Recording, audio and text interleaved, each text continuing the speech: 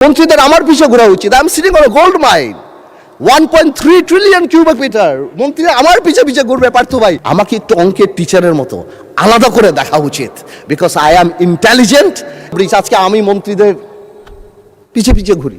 কাউকে বলে আমাকে একটা এয়ারপোর্ট দেন, কাউকে বলে আমি একটা তেল দেয়। একটা বাড়িতে যদি 3টা বাচ্চা কাচ্চা থাকে বা 3জন বাচ্চা থাকে, 3জন সন্তান থাকে, আর একজন সন্তান যদি অঙ্কে ভালো হয়, বাবা মা তার জন্য একটা এক্সট্রা টিচার দেয়। তার মানে এই না বাবা মা অন্য কাউকে অপছন্দ করে, বাট ওই মেরিটটাকে সম্মান করে।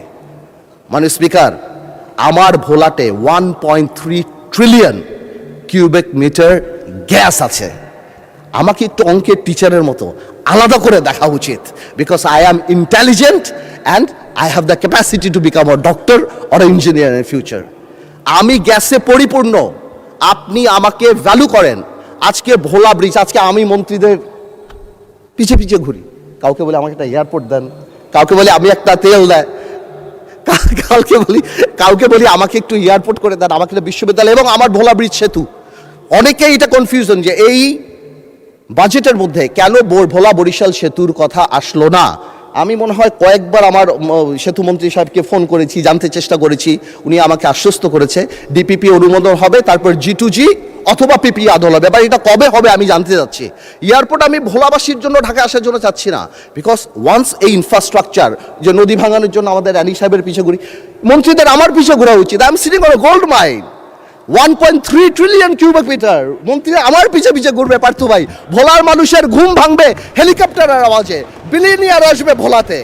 আমি ভোলাকে তো সেভাবে চাই। Bhola must be the workshop of Bangladesh, Bhola must be the Tamil Nadu of India, Bhola must be the shoes of China, Bhola মানুষ the Selangor of Penang of Malaysia.